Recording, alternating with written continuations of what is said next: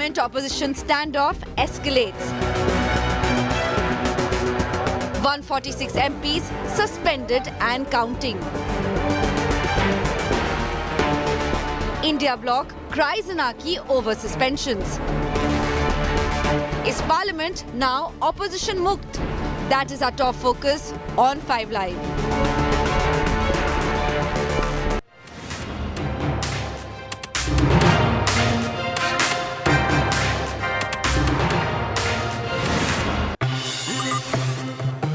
The war for 2024 has begun and India is now at political boiling point, viewer.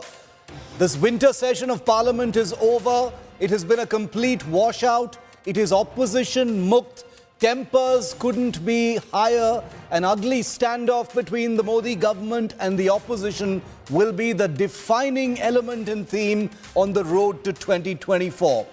Well, the Home Minister Amit Shah will be speaking in Parliament very, very shortly. Will that put an end to this ugly face-off, or will it only take things to the next level? I'm Shiv, this is 5 Live. Thanks for being with me. The headlines first. 3 more opposition MPs suspended. Total suspensions now at 146. Lok Sabha adjourned sine die. That means before the time is done. India bloc protests claim murder of democracy. Amid Parliament stalemate, Prime Minister Modi tears into the India alliance, says opposition constantly attacking democracy.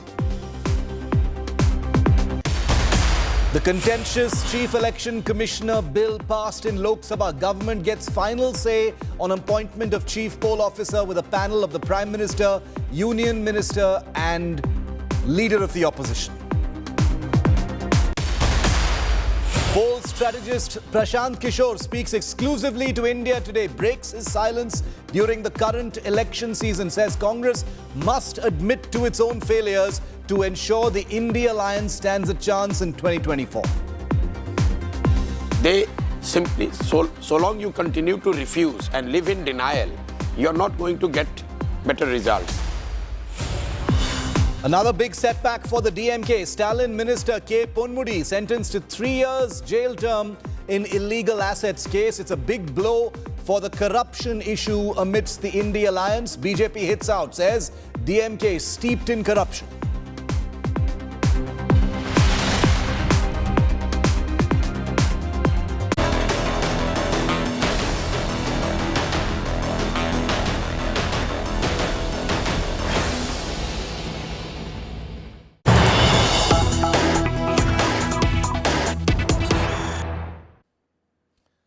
A parliamentary session of dubious history is about to end a day in advance. 146 MPs have been suspended throughout this winter session, which was to have ended tomorrow, but it ends today 1 day short.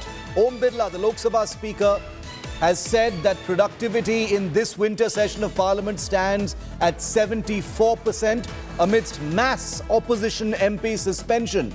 18 bills have been passed in the Lok Sabha in this session. I want to go straight across to India Today's Polami Saha for more. Polami, the Parliament ending 1 day in advance. It's been adjourned sine die. Do we know why this has happened? Why 1 day short, so we can understand that? Well, basically, as far as the government's listed legislative agenda was concerned, they've completed that legislative agenda in terms of all the crucial bills that they wanted to introduce and then those that they wanted passed in this session of Parliament. So usually Fridays are allotted for private members' bills and such discussions. Other than any legislative agenda, there was no such, agenda per se. So many MPs, obviously those who were still, in Parliament, in the Lok Sabha and Rajya Sabha attending, said that, they would like to, of course, go back to their constituencies so that, they can hit the ground running as far as the Lok Sabha elections are concerned. And everyone's been talking about how they need to return to their constituencies and start work for Lok Sabha 2024. So because the legislative agenda was virtually completed as far as this winter session of Parliament was concerned, the government, of course, went ahead and decided to adjourn the Lok Sabha, sine die, and after, of course, the vote on the 3 criminal law amendment bills in the Rajya Sabha after the Home Minister's reply. The Rajya Sabha will be adjourned sine die as well. Okay, sine die as well, and we're going to wait for any updates on that front. Poulomi, continue to stay with me. We've got those figures of 74% productivity in the Lok Sabha during this winter session, which is a very, very low number. Let's take a look now at some of the other data. The number of members of parliament left in the upper house and the Lok Sabha after the biggest ever purge of members of parliament from both houses. Remember, a total of 146 MPs have been suspended in this winter session so far. Well, since it's been adjourned sine die, that's going to be the final number, 146. Mass suspensions in the Rajya Sabha, a total of 245 MPs in the Rajya Sabha. NDA, 109 MPs, opposition, 95 MPs, others are 41 MPs. 46 of the opposition MPs have been suspended. So it's down by a factor of 50%. 95 opposition MPs, 46 have been suspended. Now let's look at the mass suspensions in the Lok Sabha. Total number of MPs is 543, even though that number is actually 522 following many resignations due to the state elections. The NDA has 353 MPs, that includes the BJP. The opposition, including the Congress, has 133, others are 57. The number of suspended opposition MPs, out of 133, 100 MPs have been suspended. That makes a total of 146 MPs, 100 in the Lok Sabha, 46 in the Rajya Sabha, who've been suspended. Here's a total figure of how many MPs have been suspended from both the houses. Like I said, 146 and counting, 100 in the Lok Sabha, 46 in the Rajya Sabha for alleged unruly behaviour in the lower and the upper house. The Lok Sabha MPs, 100 MPs, opposition MPs have been suspended. 46 have been suspended in the Rajya Sabha. Now we've got some more breaking news coming in.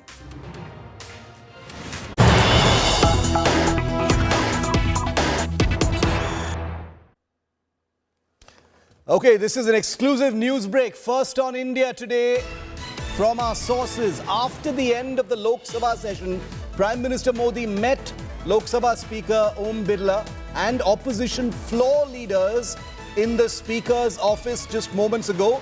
Parliamentary Affairs Minister Prahlad Joshi of the BJP and Minister of State for Parliamentary Affairs were also present during this meeting. The Prime Minister said that after the breach in security of Parliament on December the 13th, whatever necessary steps and security measures should be taken. So a meeting has taken place. Opposition leaders, the Prime Minister and the Lok Sabha Speaker have just met in Parliament. Poulomi, the Parliament has come to an end in this session. The Prime Minister meeting with Om Birla and the opposition floor leaders. Anything you're picking up from what may have happened in that conversation?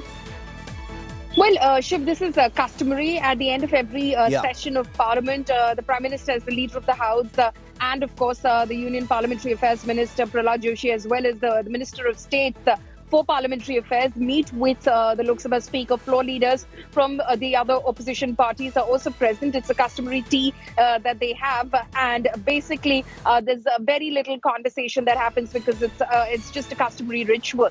During that time, we do believe that the Prime Minister may have said a few words in terms of assuring those in that meeting for that high tea that indeed the government is very serious and sensitive to what happened in Parliament on December 13 and is taking all measures in order to ensure that security is beefed up in Parliament and nobody feels insecure inside these very premises. Remember, he's been saying this constantly, that this is a very serious issue. It shouldn't be politicized. It shouldn't come down to any sort of political tutu meme. And at the end of the day, we have to realize that this concerns every parliamentarian from whichever hue or color they are inside the premises, and for everyone who is working inside these premises. And that needs to be the topic of conversation as to how do we ensure that everyone's safe and secure and nothing else.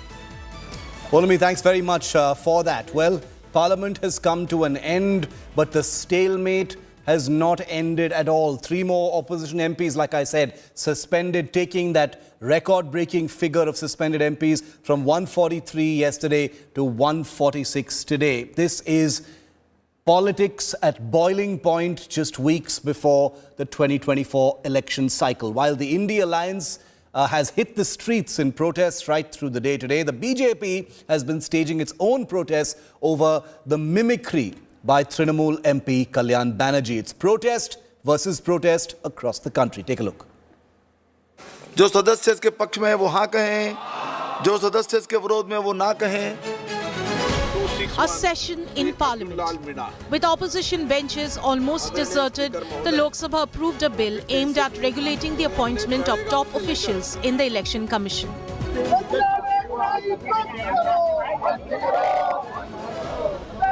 "146 suspended MLAs from the opposition taking to the streets to protest their expulsion from Parliament, marking the remainder of a frozen winter session.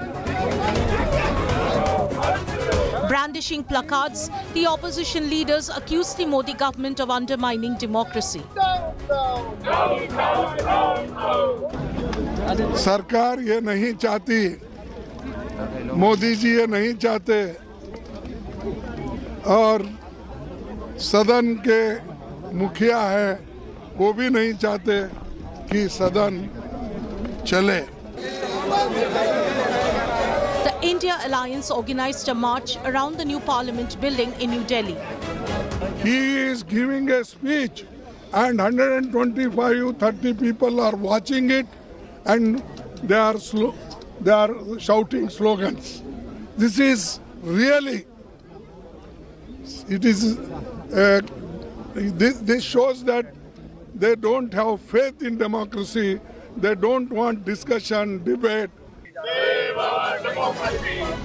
The suspended MPs, of them 100 from the Lok Sabha and 46 from the Rajya Sabha, were alleged to have disrupted proceedings while demanding a debate on last week's security breach in Parliament. The opposition coalition has planned another protest on Friday at Delhi's Jantar Mantar. For last 75 years, if you pick up placards and protest, when have you had 141 suspensions? This is a disgrace it's an insult to Indian democracy, the world's largest. It's a murder of democracy. In response, the BJP staged its own protest over suspended TMC MP Kalyan Banerjee's mimicry of the Rajya Sabha chair. उनके alliance के कई घटक दलों ने जो उपराष्ट्रपति महोदय का जो एक किसान का बेटा है, ये किसानों का भी अपमान है, उनके समाज का भी अपमान है, संवैधानिक पदों पे बैठे हुए व्यक्तियों का अपमान है और इसका खामियाजा राहुल गांधी को और कांग्रेस को और अलायंस को भुगतना पड़ेगा. This bitter political standoff has rendered the country's parliament without an opposition presence during the ongoing session, legislating without the usual discussions and deliberations. Bureau Report, India Today. मेरे विचार में निर्णय हाँ वालों के पक्ष में हुआ.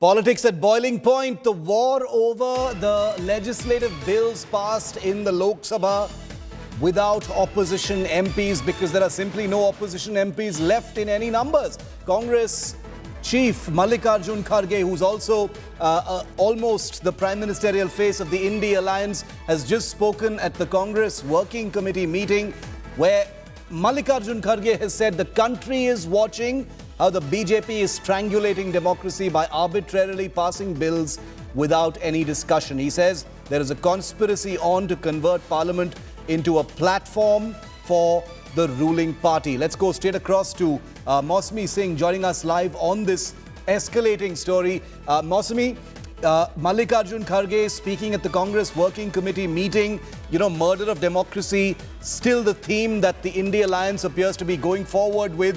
Mallikarjun Kharge, of course, has even bigger responsibilities now, but this standoff in Parliament, this winter session, has become in some ways a rallying point and will define what happens over the next few weeks going into 2024.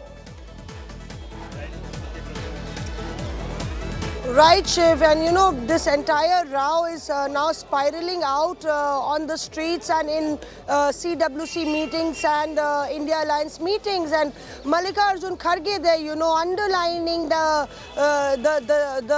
line of attack that the Congress party is going to take, even in going to the extent of slamming the chairman of Rajya Sabha, saying that people in constitutional posts are undermining the constitution and are indulging in groupism and political one-upmanship, which does not behove their position. So clearly, you know, this is an unrelenting attack on not only the BJP government but also the compromising and the undermining of constitutional posts and organizations. Mosmi, thanks very much for that. Hopefully we'll get more information from inside that meeting that's still underway in the national capital. Mosmi is reporting from that crucial Congress meeting. Time very short for the opposition as it gets started on the 2024 campaign. Prime Minister Modi's scathing attack, meanwhile, on the opposition happened for the second day running. In an interview to an English daily, Prime Minister Modi tore into the India Alliance over the opposition's constant attacks, he said, on democracy and minority discrimination. Attacking the opposition, the Prime Minister stated that the centre's critics are entitled to their opinions and freedom to express them, but the fundamental issue is that the criticism often insults the intelligence of people. These are Prime Minister Modi's words. Allaying fears, Modi denied minority discrimination, asserting that there is a religious micro-minority that's residing in India. Prime Minister Modi's remarks come amidst the opposition's escalating attacks on the Modi-led government. Meanwhile, there's a big churn on the other side of the political aisle. The India Alliance, the coming together of 28 opposition parties, the rifts, the cracks within Team India is only widening with every passing minute. From the Congress to the Trinamool to the Samajwadi Party, the DMK, every party appears to be at loggerheads with the other. Mamata Banerjee's Trinamool is said to have laid down a deadline now. It's reading the Riot Act to the Congress party to finalize its seat-sharing arrangement in West Bengal and elsewhere. The party has also asked the Congress to push a pro-people agenda and not a negativistic anti-Modi vision. Mamata has also, remember, bowled a googly by proposing Priyanka Gandhi's name against Prime Minister Modi in the 2024 polls from Varanasi, and this is said to be without really consulting the Congress party and therefore putting it in a bit of a tricky situation. There are many theorists who believe that Mamata Banerjee has her own agenda in trying to put the Congress party in a spot. Well, slamming the Congress party, JDU and its leaders have snapped at the grand old party, calling it stubborn in public. A JDU leader claimed that the Congress isn't serious about the India Alliance and that Nitish Kumar should be the one leading the opposition bloc's charge and not Mallikarjun Kharge. Not just this, there was an apparent rift that we reported yesterday between Nitish Kumar and Stalin yesterday over Hindi language. The BJP has mocked Nitish Kumar and Stalin's Hindi face-off. The party posted a caricature of the Bihar Chief Minister schooling the Tamil Nadu Chief Minister in Hindi. India Alliance is actually bonded by corruption, sharab ka corruption, satta ka corruption, gambling ka corruption and all other forms of corruption. And therefore, if you see Mr. Kejriwal, who is facing serious allegations in sharab ghotala, he is on the run. He does not want to appear in front of ED. Then you see Lalu Prasad Yadav convicted for chara ghotala. Recently, Congress lost elections in Chhattisgarh and Rajasthan because of the corruption they've done there. Rahul Gandhi, Sonia Gandhi facing corruption charges in National Herald, and DMK government, serious charges of corruption are there, and one after the other the ministers are going in jail, just like Aam Aadmi Party. This bond of corruption is the only bond that is there between the India Alliance partners. On the one hand, there is mission and vision of Modi ji. On the other hand, India Alliance only has commission and corruption. ये परसों वाली बैठक में आए ही थे इसलिए कि seat sharing पर और नेतृत्व पर फैसला होगा, परंतु कांग्रेस के अरियल रवैये के कारण परसों की मीटिंग में चाय बिस्कुट पर मीटिंग समाप्त हो गई, बाकी कुछ नहीं हुआ। सबसे बड़ी बात है कि अगर सीट शेयरिंग नहीं होगी, नेतृत्व का फैसला नहीं होगा, अब दिन बहुत कम बचे हैं। आने वाले दिनों में अगर हम सीट शेयरिंग नहीं कर पाएंगे तो जैसा कि माननीय ममता जी ने और अखिलेश जी ने अल्टीमेटम दिया है कि अगर 31 दिसंबर तक अगर सीट शेयरिंग नहीं होती है तो इन दलों ने अपने रास्ते अलग चुनने का तय किया है। तो ये कांग्रेस को सोचना है कि इंडिया गठबंधन को बचा कर रखना है, अपने अरियल रवैये को छोड़ना है या फिर क्या करना है।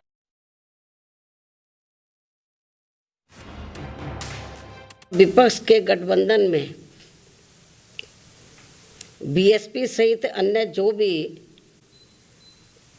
पार्टियां शामिल नहीं हैं, बीएसपी सहित अन्य जो भी विपक्षी पार्टियां शामिल नहीं हैं, तो उनके बारे में किसी को भी बेफजूल कोई भी टीका टिप्पणी करना उचित नहीं है। भविष्य में देश व जनहित में कब किसको किसी की भी जरूरत पड़ जाए ये कुछ भी कहा नहीं जा सकता है।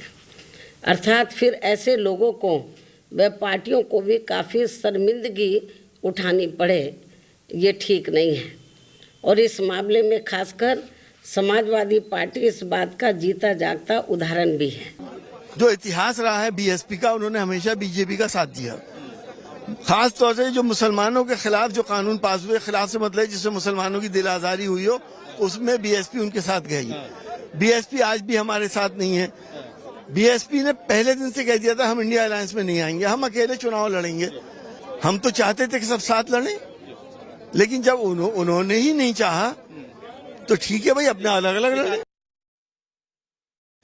Well, does the India alliance have a chance in 2024? Is the upcoming general election already a done deal, as so many say? Is Mallikarjun Kharge as prime ministerial face the best bet for the opposition brigade? Top poll strategist Prashant Kishore has broken his silence for the first time in this election season. In a blockbuster interview that's already trending and is one of the most watched things today, he speaks to India Today's news director Rahul Kanwal. Here are some key highlights from what he said. The fourth meeting of the India Alliance happened in New Delhi this week. In the way that the India Alliance is shaping up, where do you see this end up in terms of their hope of having one candidate of the opposition versus one candidate of the BJP in at least 400 seats? Do you see it come together, or do you think this will be all talk, a lot of bluster and very little to show meaningfully in the end?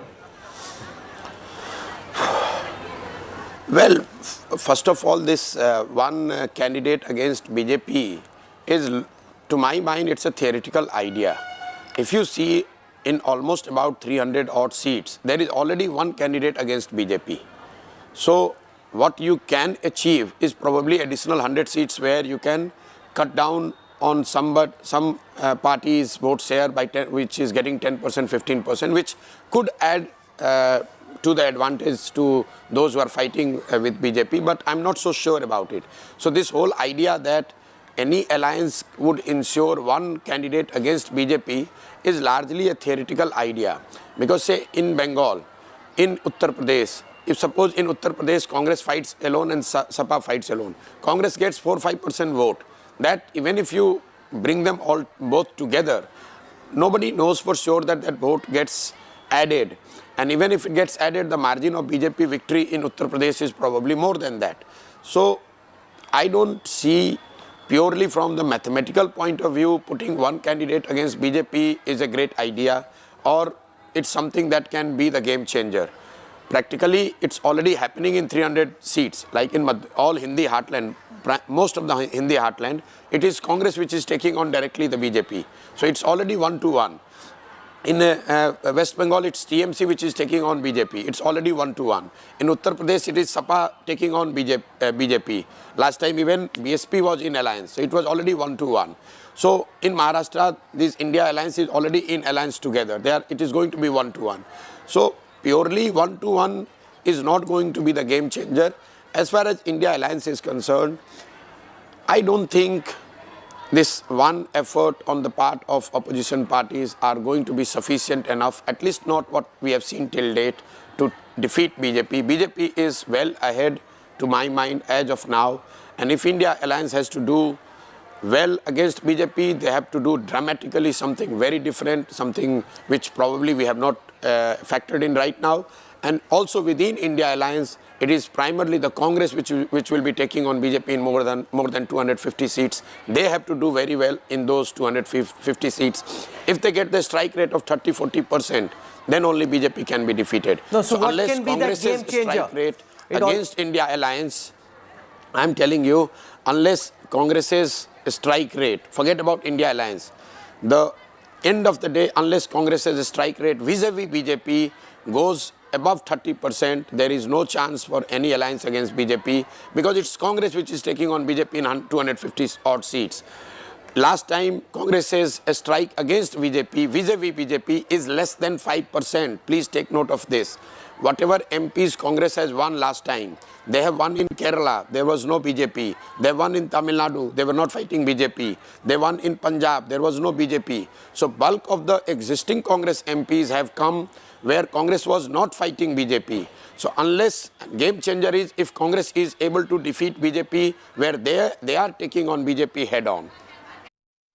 One of the ideas that's been thrown up this week is the idea of making Mallikarjun Kharge, the current Congress president, the prime ministerial face of the India alliance. Mamata Banerjee and Arvind Kejriwal have both suggested this idea. Do you see there is some traction there in this attempt to try and stitch the Dalits, the Muslims and some other communities together, depending on which party is in alliance where, but basically by projecting Mallikarjun Kharge as the prime ministerial face to take on Prime Minister Modi? Well, Rahul, I'm a believer that if you do something, right or wrong, it would have some impact. Say when India Alliance called themselves India instead of calling themselves UPA, definitely there has been a chatter, there was a buzz, but they stopped there. Similarly, if they announce a face, whether it is Mr. Kharge or somebody else, definitely it will add some more jing to what they are trying to do. But the irony here is that Mr. Kharge's name was proposed by Ms. Mamata Banerjee and Kejriwal. His own party did not necessarily back the idea. Mr. Kharge is the president of Congress. So if it would have proposed by Mamata Banerjee, Arvind Kejriwal and backed solidly by Congress, then it would have got merit to discuss. I do agree that if Mr. Kharge is made a prime ministerial face on the part of India Alliance, it would definitely add some it would give some advantage to India Alliance because he is a tall leader, senior leader. How much, that I don't know, because he is from South India. And largely the battle with BJP is in North and the Hindi heartland. But definitely, rather than having no face, if you would have a face, it would have an advantage. Do you have a strategy or at least the outline of what you think could be a potential game changer idea which breathes some life into the moribund Congress? No, Congress, the strategy, I don't know, I am nobody to suggest them a strategy. The biggest strategy they need to take on table is they have to first accept that they are moribund. The problem is Congress is never ready to accept that fact. Whenever I have dealt with them 2 years back, now I am no longer dealing with them, but they simply, so long you continue to refuse and live in denial, you are not going to get better results. The problem is not that there is no better strategy to take on BJP. The problem is Congress doesn't want to accept that they are moribund and they need to do things differently. Exactly what I told you in Madhya Pradesh. BJP, despite all their might, they realized that they made mistake in Madhya Pradesh and they made the amends this time. Congress, despite the fact that they are moribund, they continue with the same strategy, same policy, same narrative, same chat, same approach. So obviously they are not going to get any advantage of it. So if I can give one piece of advice, I would say please accept that your organization in the large part of Hindi heartland is all but dead. Unless you accept it, you cannot make corrections. That is a very important point, that accept that there is a problem, because the problem is staring you in the face. It keeps coming back to bite you, and yet the Congress at this moment doesn't seem to want to accept that. Don't miss that full interview that comes up at 8 p.m. on News Track. This is the first time that Prashant Kishore has spoken in this election cycle. What you've seen is only a very small part of it. That full interview to Rahul is at 8 p.m. Don't miss it. And after this very short break, I'm going to be calling out the hallucinatory dream world of Canada's Prime Minister, Justin Trudeau. I mean, he's really on something strong because he thinks India is softening towards him. Well, reality check for Mr. Trudeau next.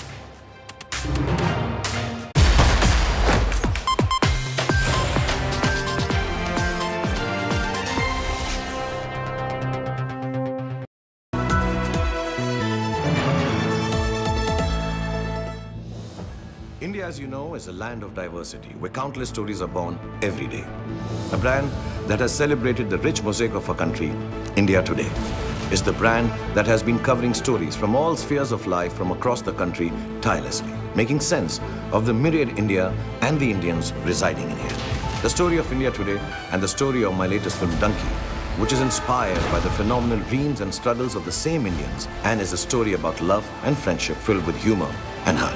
हमने मजबूरी में अपना घर छोड़ा था, वरना कोई अपना देश, अपना परिवार, अपने दोस्तों को छोड़कर क्यों जाएगा सरहदों पे गोली खाने? While my film Donkey symbolizes the struggle of many who leave home and their loved ones behind in the hope for a better life, they miss their homeland in this tough bargain. But it's their spirit that helps them carry on. India Today has been capturing the indomitable spirit of being an Indian for over 5 decades now. India Today, making sense to India, making sense of India.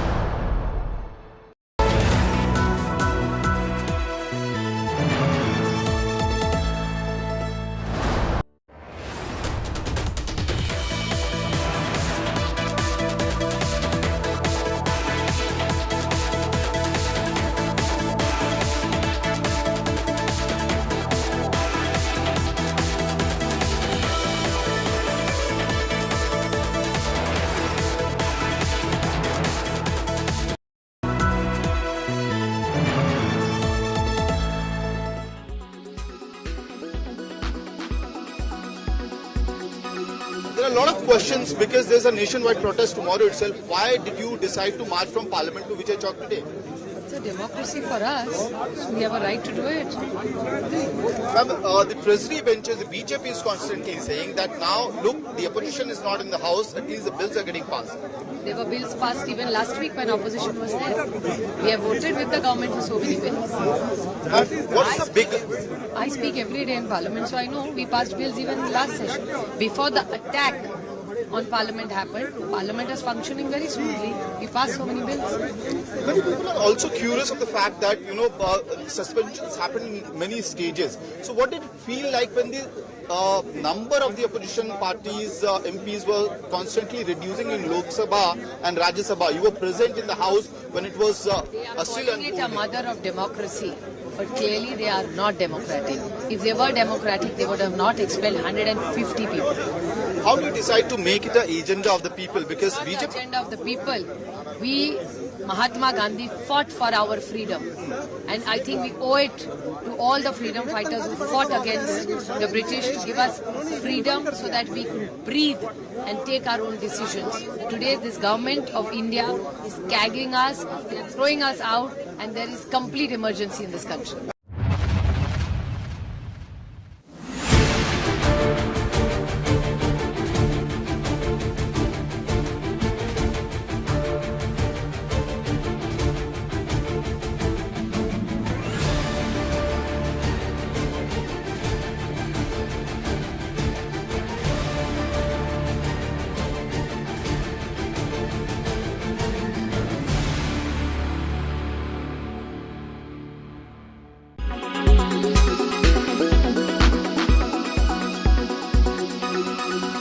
Make your media plan smarter with India Today Live TV on your connected devices. Amplify your brand with 100 million smart internet viewers. To advertise, mail us at sales@aajtak.com.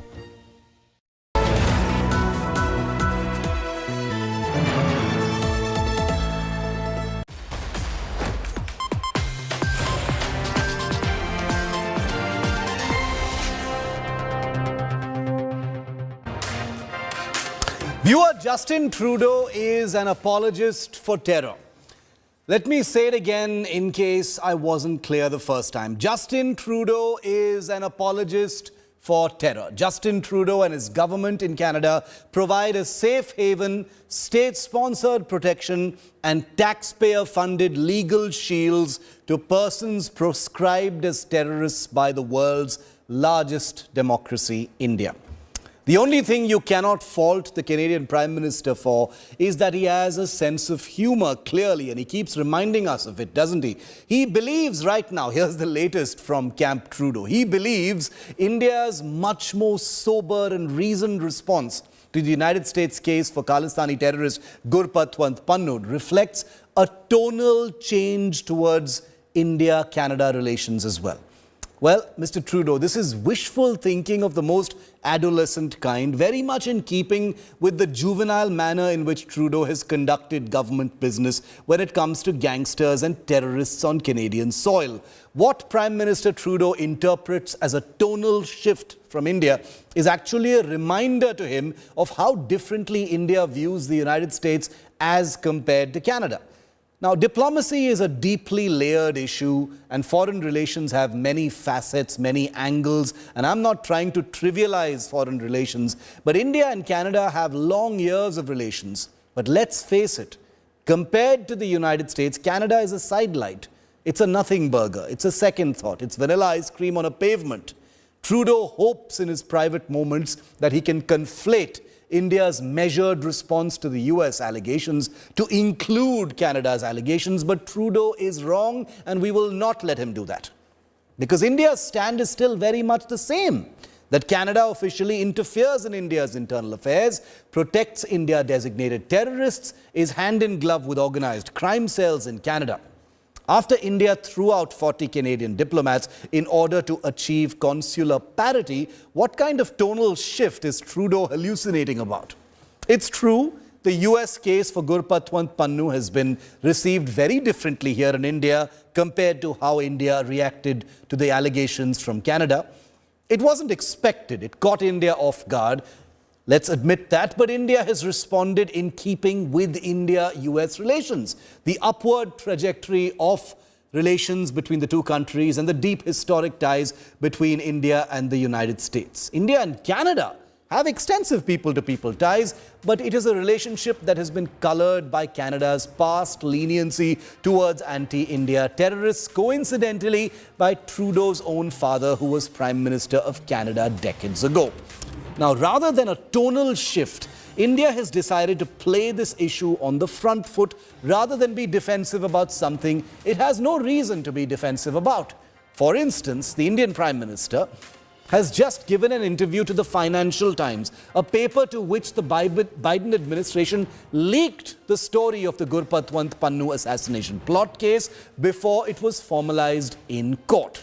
The Indian Prime Minister has not only reiterated India's commitment to investigate all allegations, but lobbed the ball back at the United States to say that violent extremism and terrorism isn't freedom of speech. And he's reminding the world that countries like the United States are legally protecting India-designated terrorists. He also made it a point to remind those hoping to gain from diplomatic friction that the relationship between India and the US shouldn't and couldn't be derailed. Amidst all of this comes Justin Trudeau, and he comes across as a bit of a court jester in my personal viewer. A wannabe heavy hitter skulking in the shadow of Canada's vastly more powerful and important neighbor, hoping some of that importance rubs off on him. Sadly, that can't ever happen. While the Biden administration's decision to embarrass India is, in my view, and the view of many others, more about leverage and pressure on India to incline itself away from Russia and more towards Washington, Canada's case is a laugh in the wind. Not only has it blown up in Trudeau's face perceptionally, diplomatically and otherwise, even his own countrymen are laughing at his wishful thinking. Trudeau isn't Biden, Canada isn't the United States, and India isn't the India of old. If Trudeau wants to stake his dignity to learn these basic truths of the new world, then we're going to leave him to it, aren't we? So what is this tonal shift? Justin Trudeau's allegation that there is a tonal shift in India ever since the Gurpatwant Singh Pannu allegations have emerged from the American side. Well, the Canadian Prime Minister has said that he sensed a tonal shift in India-Canada relations, a softening, that's what he says, since the United States warned Delhi about the involvement of an Indian national in an alleged plot to kill the Khalistani terrorist Gurpatwant Singh Pannu, who many now believe could be a CIA asset. Trudeau has stated India cannot bluster its way through the issue now, and also emphasized that Canada does not want to engage in a fight with India right now over this. He also stressed the importance of standing up for people's safety and the rule of law. Standing up for terrorists on Canadian soil is how we should read that. Meanwhile, Hamas, the Palestinian terrorist organization, has also praised and thanked the Canadian government after it vouched for a Gaza ceasefire. Hamas also said that Canada was in the right direction in isolating the fascist Israeli government. That's right. Trudeau just received a pat on the back from Hamas. I think there is the beginning of an understanding that they can't bluster their way through this, and there is an openness to collaborating in a way that perhaps they were less open before. There's an understanding that maybe just churning out attacks against Canada isn't going to make this problem go away. So something has changed since that indictment was made public? I wouldn't say it's changed, but there might be a tonal shift, perhaps. Despite the United States position, the Hamas movement is watching the growing calls by several Western governments to end the aggression on Gaza. In addition to the other calls worldwide demanding immediate ceasefire in Gaza Strip, the last of which was the statement by Canada, Australia, and New Zealand backing sustainable ceasefire in Gaza. We welcome these developments and consider them in the right direction toward isolation the fascist Israeli government globally and ending the longer ever occupation in our modern. And the External Affairs Ministry of India has just put out a statement on the arrest of Nikhil Gupta, the man accused of being part of that assassination plot as alleged by the United States. Listen in to what Arindam Bagchi has just said. Well, as regards USCIRF, look, you are all aware of their motivated and biased approach towards India. You've seen it a number of times in the past. I would therefore not like to, give their comments any particular weight or consideration.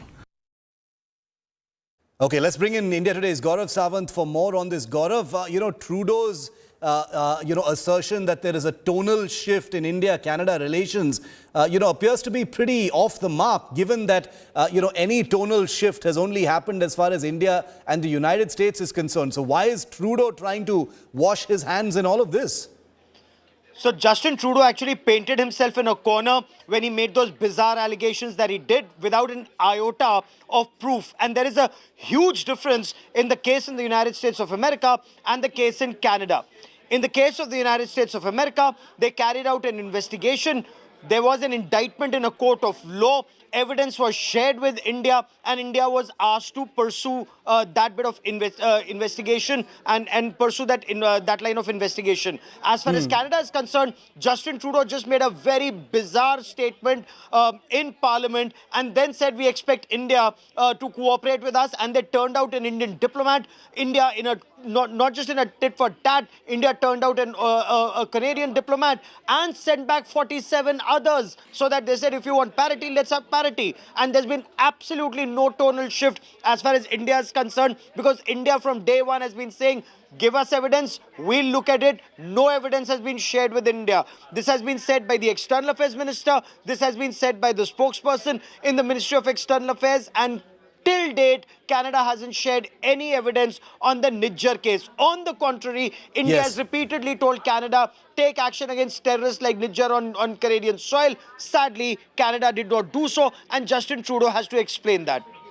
Well, it's a dream world that he's living in. Gaurav, thank you very much for getting us that input. But it's also a dangerous form of hypocrisy, because after all, the Canadian Prime Minister is the Canadian Prime Minister. He's not some random nobody sitting in Ottawa and making wild allegations. He is the Prime Minister of that country. And while he continues to preach to India with that silly condescension, his absolute hypocrisy is being exposed to the world almost practically every day. A Hindu temple in Canada's Brampton has boosted security after threats and discriminatory comments against an under-construction 55-foot Lord Hanuman statue on its private property. Remember, Brampton is a Khalistani den where Gurudwaras prominently glorify Khalistani sympathizers and terrorists and announce bounties for violence against Indians. Justin Trudeau has so far not acted against these terror sympathizers, calling it freedom of speech, and that's because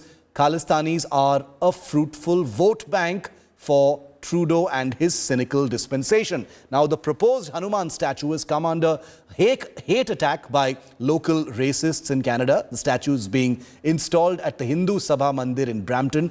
95% of work on the statue is complete, as you can see in these pictures, and it is scheduled to be revealed or unveiled in April next year to coincide with Hanuman Jayanti.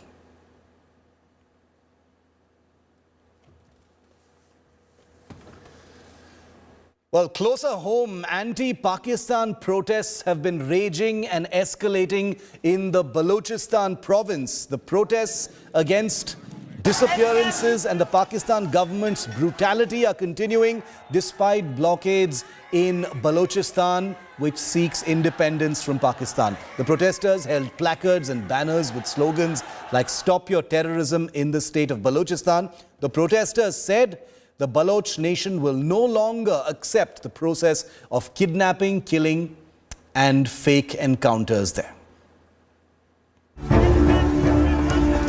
Pakistan police using water cannons to stop Baloch women and elderly from entering Islamabad to protest against enforced disappearances of Baloch youth targeted indiscriminately by the Pakistan Army and security forces for decades. Terrified of global attention being forced on Pakistan Army's atrocities in Balochistan, the Pakistani security forces have tried to lathi charge, assault and arrest Baloch freedom fighters across the country.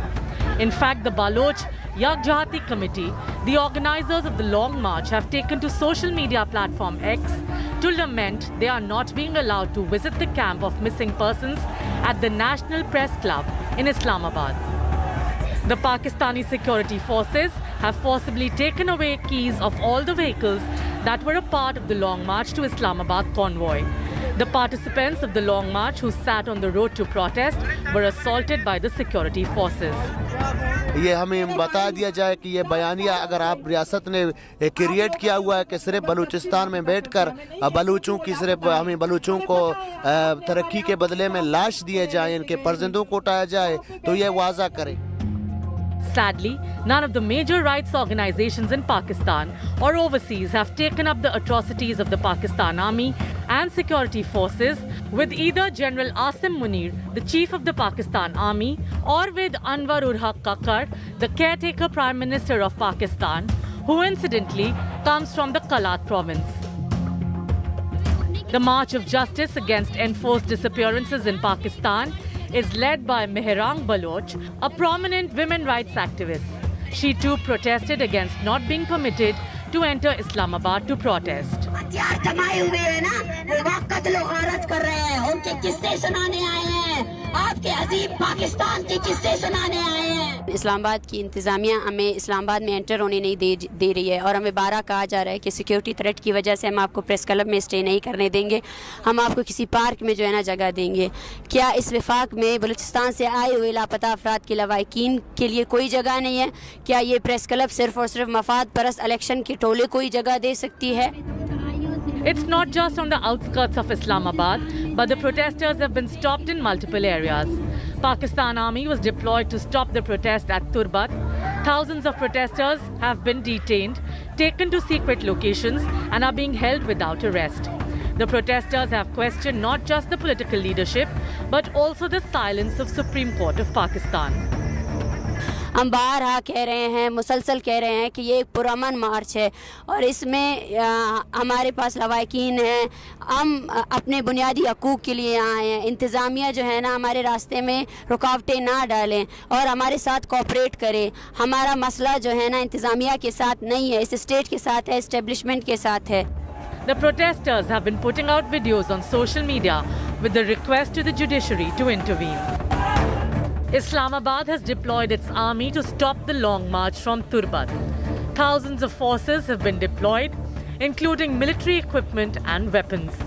Along with the long march, the families of missing persons whose loved ones have been imprisoned by the state for years also want to record a peaceful protest. Commentators say Pakistan fears the rise of a freedom struggle both in Balochistan and in Khyber Pakhtunkhwa and resorts to a brutal crackdown. Bureau Report, India Today. And you must have heard of the COVID spike that's taking place in certain southern states. How worried should you be? 6 p.m. Prime with Akshita comes up after this very short break where we tell you answers to very, very important questions. COVID cases are on the rise. Should you be worried? What precautions do you need to take? Everything that's on your mind, Akshita will answer after this.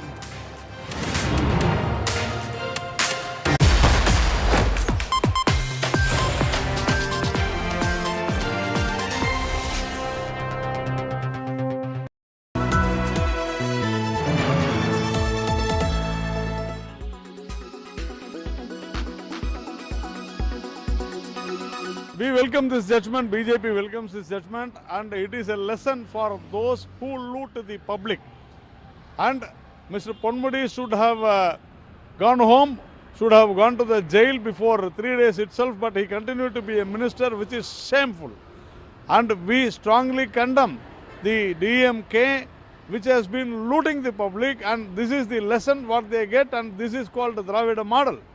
This is a big day. The judgment marks the end of Ponmudi, but not only Ponmudi, this marks the end of DMK.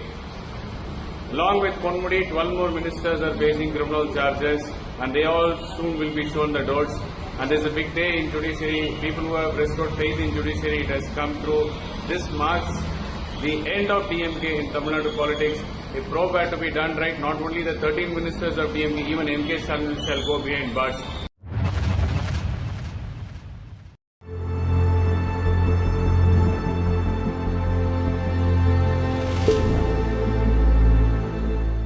Are your eyes watery?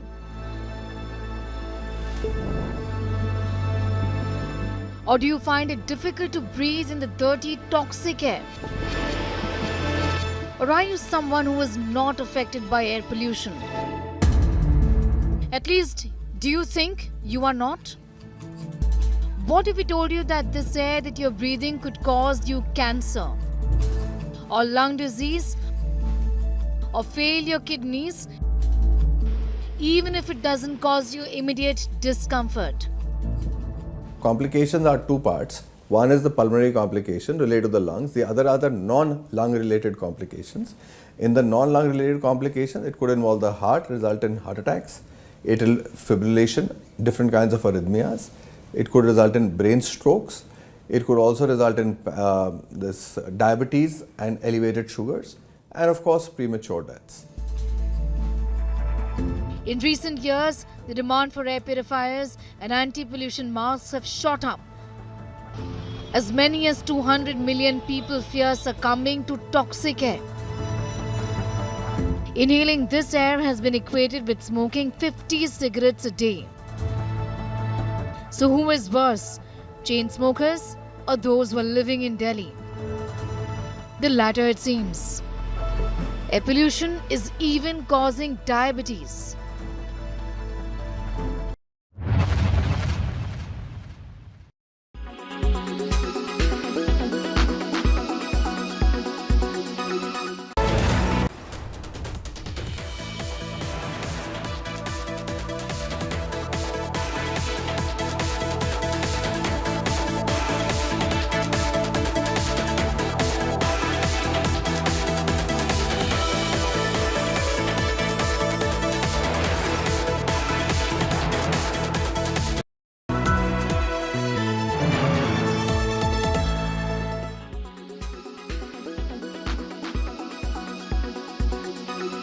Does become Khadge versus Modi fight, what will it look like?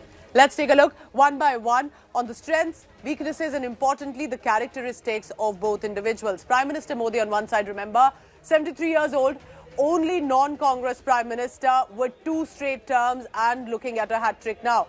Mallikarjun Kharge, 81 years of age, first non-Gandhi to helm the Congress in over 20 years. So that's going to be very crucial. He has that leadership quality, has been able to at least lead the party.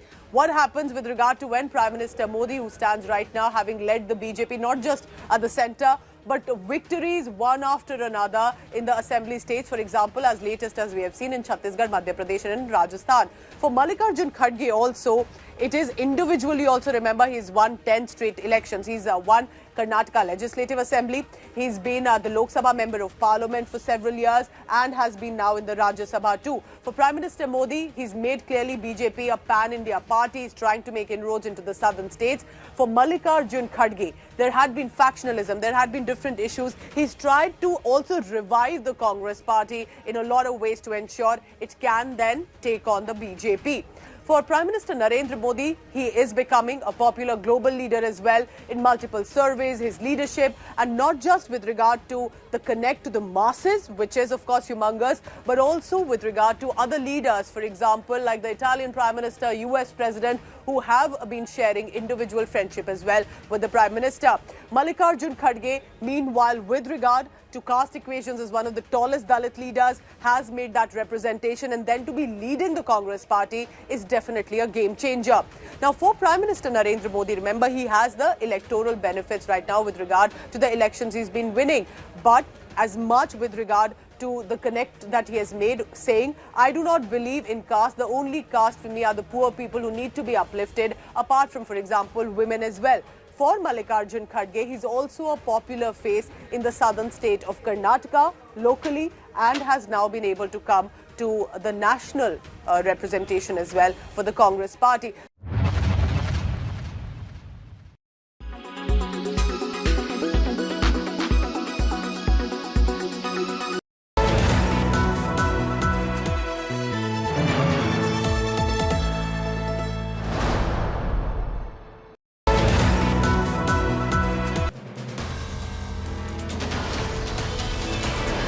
In politics, everyone has an opinion, but I have the data. Whose stock is rising? Whose graph is falling?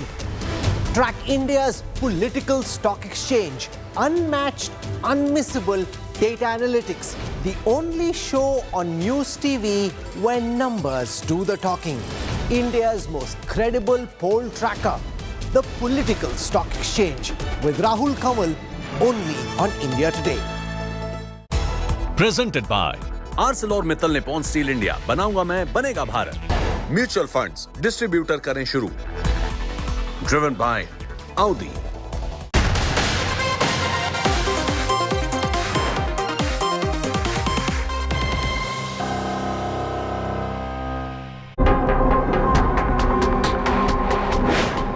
Holiday season dampened by COVID surge.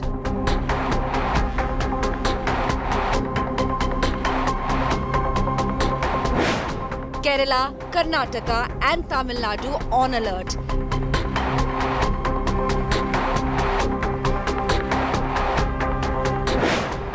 New variant spreading across India.